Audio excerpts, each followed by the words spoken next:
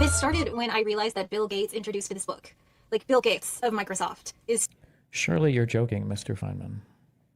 super into the Feynman lectures, so much so that Bill Gates purchased some Feynman lectures for like a lot of money, and he made them publicly available on like Microsoft.com/Tuva, although that link is now broken and it goes to some ad for AI garbage that nobody wants in their Microsoft products. He did that because he called Richard Feynman the best teacher he never had. And that's when I started noticing a thing of Okay, well, wait, hold on. So far, that sounds like a good thing, no? Like he appreciated some really renowned physicist, and so he bought the lectures and he made them free on Microsoft.com for a while. That sounds like a good thing, no? But okay, let's... very frustrating thing, and I want you to notice it too. Like, Bill Gates famously didn't finish college, not really a physicist. Why is he always talking about physics? Why is he buying Feynman? You didn't see her last video on Feynman. Oh, she hates Feynman. Oh. Uh-oh. The sham legacy of Richard Feynman. 3-hour video. Holy shit. I think hero worship is bad, of course, because people are complicated, conflicting thoughts and actions and emotions, and Richard Feynman is, of course, dead. He died in 1988, and so us creating a legend that's, like, ignoring all the bad stuff just doesn't make sense. So I think we should just cut it. Like, cut it out. Like, what is it with this? Like, you can like Richard Feynman's papers and realize he was kind of an asshole. You can like Richard Feynman's lectures and you can enjoy watching him on YouTube, and also, you know, realize it's kind of embarrassing that he made up a bunch of stories to tell his friend and then that got published in a book. You know, we all have to know that it exists. You can know that he choked his wife and still learn how to do physics from him. All of those things can be true. These are Feynman tips on physics as presented by Angela Collier, not affiliated with Richard Feynman. I'm going to start with a pet peeve of mine. There will be like a Today I Learned post on Reddit, and it'll be like, Richard Feynman used his own symbols for sine and cosine when he was working out geometric functions as a child. They use this little tidbit as like proof of what a genius Richard Feynman was, and here's how that's phrased on Wikipedia. Thing is that that's just a thing that everybody does. Like, when you're a child who likes math, you play around with geometry, and it is legitimately fun. If you've never done it, just try it. Investigate some triangles. Legitimately a fun activity. And you get tired of writing cos theta, sine theta, tan theta, and you just shorten it. I wrote S parentheses theta, you know, you could write S with a line through it. Everybody does this, and it's honestly not indicative of future Nobel prospects. It is just a thing everybody does. And it's weird to me that you would choose that little anecdote and be like, Richard Feynman was such a genius, when you could choose an actual anecdote. I want to talk about a super cool thing Richard Feynman did when he was very young that shows that he was very, very smart and had an aptitude for math and science. Okay, so in 1939, at age 21, Richard Feynman published this paper as an undergrad, a single author paper as an undergrad. Now, this was easier back then, but it wasn't common. It's much harder now. But this is an impressive feat because he was assigned a problem and he really worked through it and tried to understand some things and wrote it up. And his professor was like, we're publishing this. And this paper had an impact on the field of chemistry. So he published a paper, people read it,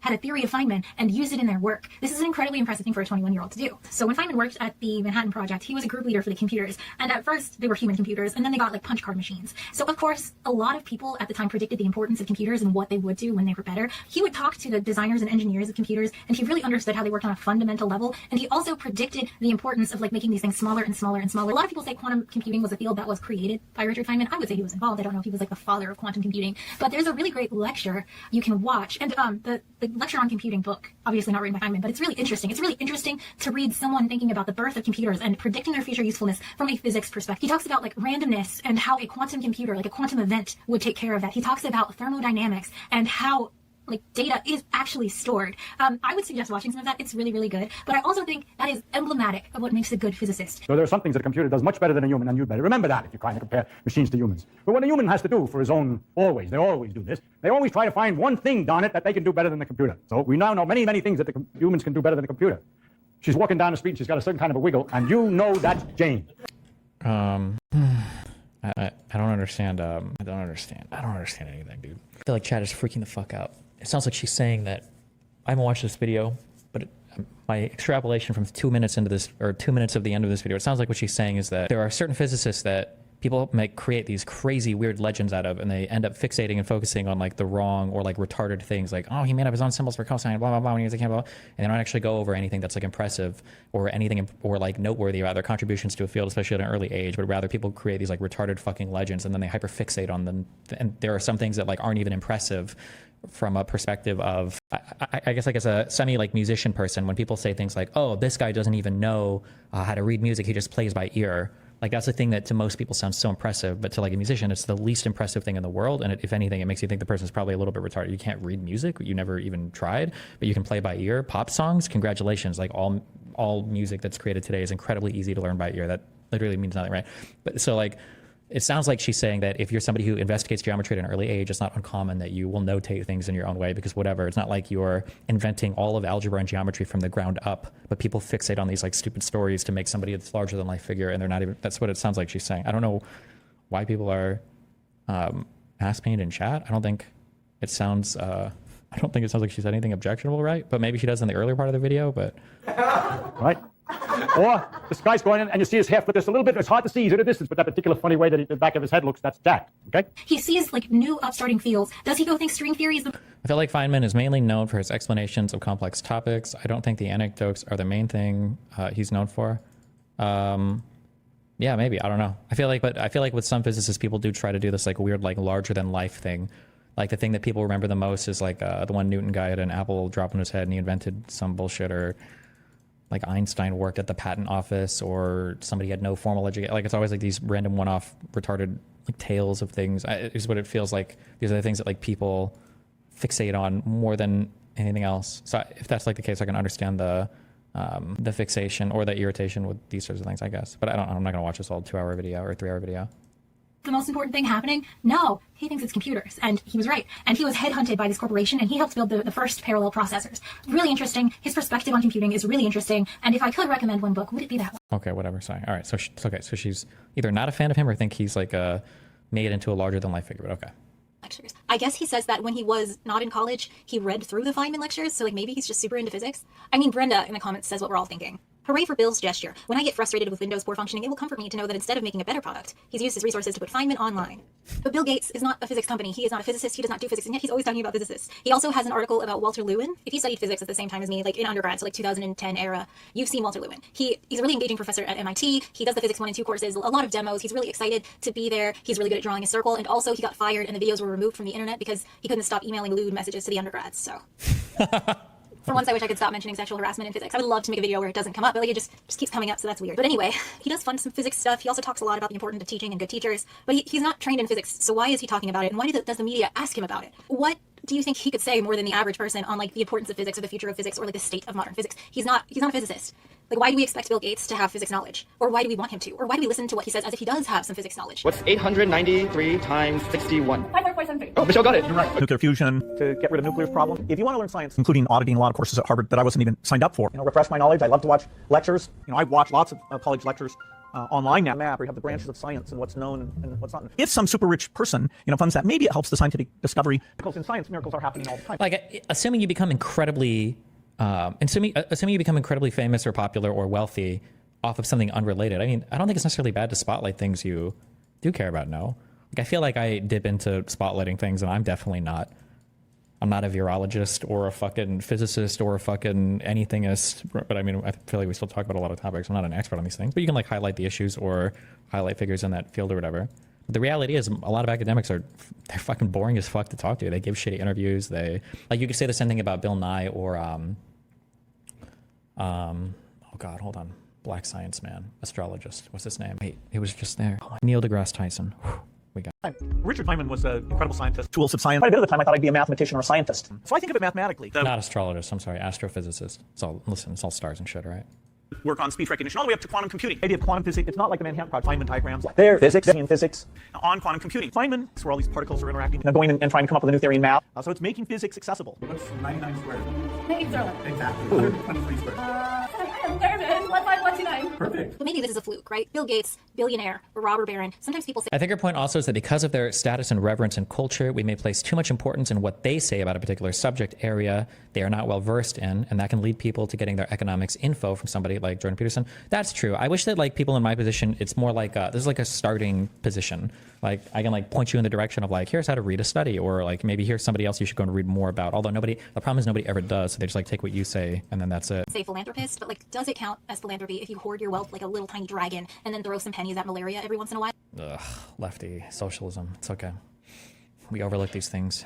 Because like if you were a philanthropist, maybe you just wouldn't do the first part, the dragon part. I couldn't bring Like if you were a philanthropist, you would just be an ordinary human being and not invent Microsoft. Like would that really make the world a better place? Okay. myself to be involved with that because it's so unjust to take finite resources. So unjust to take finite resources. money is not a finite resource, and wealth and economics, these are not finite resources. That is a fundamental. Economics is probably easier than whatever her PhD in physics is, and this is a thing that you learn in high school. Wealth is not a finite resource.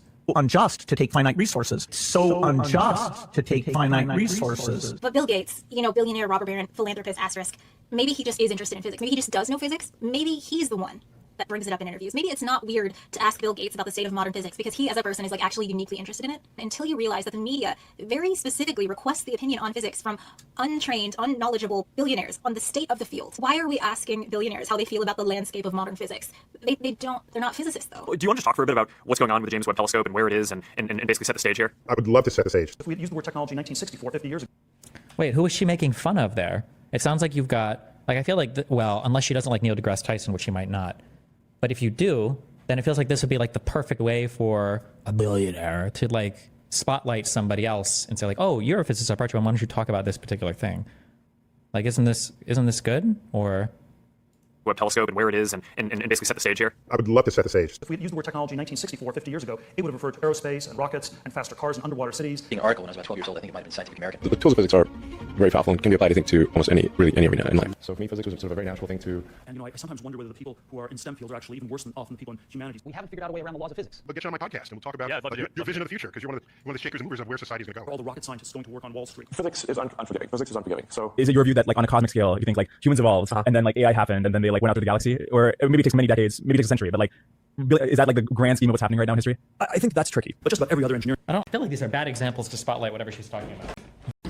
Okay. field would have been a bad decision, to say nothing of the pure sciences. evolution, their stars are in. And so here you have this zoo of galaxies in an area on the sky no bigger than a grain of sand. If you want to understand Okay, I'm guessing she doesn't like Neil deGrasse Tyson. Okay. the universe, these have very good predictive power, physics and computer science. Intelligence can be pretty separated from consciousness and agency and things like that. Nuclear power. And you want kind of higher fidelity, more compute-rich experience. The latest understanding of where technology was and what we can do with that technology.